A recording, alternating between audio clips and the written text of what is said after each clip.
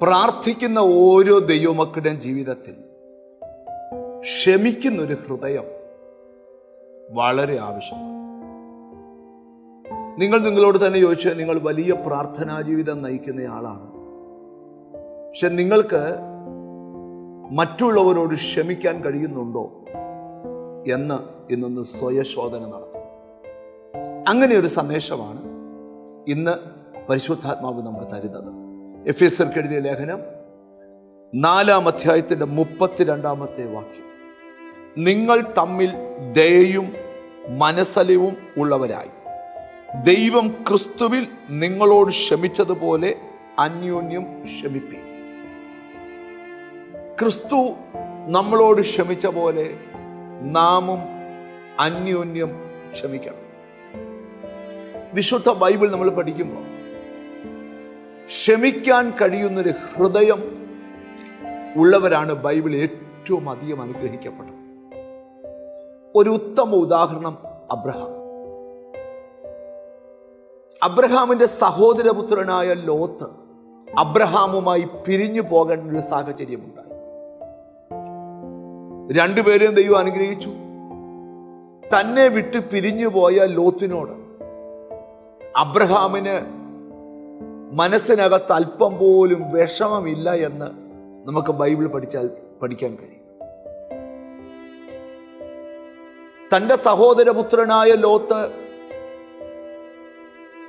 ഒരു സ്ഥലത്തൊരു പ്രതിസന്ധിയിൽ അകപ്പെടുന്നുവെന്ന് അറിഞ്ഞപ്പോൾ ദൈവസന്നിധിയിൽ അബ്രഹാം ഇടിവിൽ നിൽക്കുക. അവനെ നശിപ്പിക്കല്ലേ കർത്താവേ, അവനെ നശിപ്പിക്കല്ലേ. ഒരിക്കൽ അവന്റെ സമ്പത്തെല്ലാം ശത്രു രാജ്യം അപഹരിച്ചുകൊണ്ട് പോയപ്പോൾ തൻ്റെ വീട്ടിൽ ജനിച്ചു വളർന്ന അഭ്യാസികളുമായി പോയി യുദ്ധം ചെയ്ത് ആ സമ്പത്തെല്ലാം അബ്രഹാം തിരിച്ചു പിടിച്ചു. ഇവിടെയെല്ലാം നമുക്ക് മനസ്സിലാക്കേണ്ട ഒരു കാര്യം, തന്നെ വിട്ട് പിരിഞ്ഞു പോയിട്ടും മനസ്സിലൊട്ടും വിഷമം വെക്കാതെ അവനോട് ക്ഷമിച്ച് അവന്റെ നന്മയ്ക്ക് വേണ്ടി പ്രാർത്ഥിക്കുന്ന അബ്രഹാമാണ് വേദപുസ്തകത്തിൽ ഏറ്റവും അനുഗ്രഹിക്കപ്പെട്ടത്. രണ്ടാമതൊരാളാണ് യോസഫ്. സഹോദരന്മാര് ചെയ്ത ദ്രോഹമെല്ലാം ക്ഷമിച്ചു. തിരിച്ചു ദ്രോഹം ചെയ്യാൻ കഴിവുണ്ടായിട്ടും ദ്രോഹം ചെയ്യാതെ അവരോട് ക്ഷമിച്ച് അവരെ കണ്ട സ്നേഹം കൊണ്ട് പൊട്ടിക്കരഞ്ഞ യോസഫ് ബൈബിളിൽ ഏറ്റവും അനുഗ്രഹിക്കപ്പെട്ടവൻ. ഇന്ന് നിങ്ങളുടെ ഒരു കുറവ് ഞാൻ മനസ്സിലാക്കി തരുക. മറ്റുള്ളവരോട് ക്ഷമിക്കാൻ കഴിയാത്ത ആരെയൊക്കെയോ ദൈവം കാണുക. ദൈവം ഇന്നും പ്രവർത്തിക്കുന്ന ദൈവമാണ്. ക്ഷമിക്കാൻ ഒരു ഹൃദയമില്ലാത്തതാണ് നിന്റെ ലൈഫിന്റെ പരാജയം.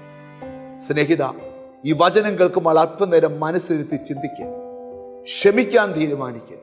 നിന്നെ ദൈവം അനുഗ്രഹിക്കും.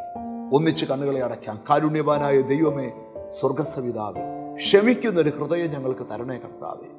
പരസ്പരം ക്ഷമിക്കാൻ, ഹല്ലേലൂയ, മറ്റുള്ളവർക്ക് വേണ്ടി പ്രാർത്ഥിക്കാൻ, മറ്റുള്ളവർക്ക് വേണ്ടി കരുതാൻ ഞങ്ങൾക്ക് കൃപ ചെയ്യണമേ എന്ന് പ്രാർത്ഥിക്കും. എന്നോട് ചേർന്ന് പ്രാർത്ഥിക്കുന്ന മക്കളെ നിന്റെ നാമം ചൊല്ലി പിതാവിൻ്റെയും പുത്രൻ്റെയും പരിശുദ്ധാത്മാവിൻ്റെ നാമത്തിൽ അനുഗ്രഹിച്ച് പ്രാർത്ഥിക്കും. അവർ അനുഗ്രഹിക്കപ്പെടട്ടെ യേശു ക്രിസ്തുവിൻ നാമത്തിൽ തന്നെ. ആമേൻ.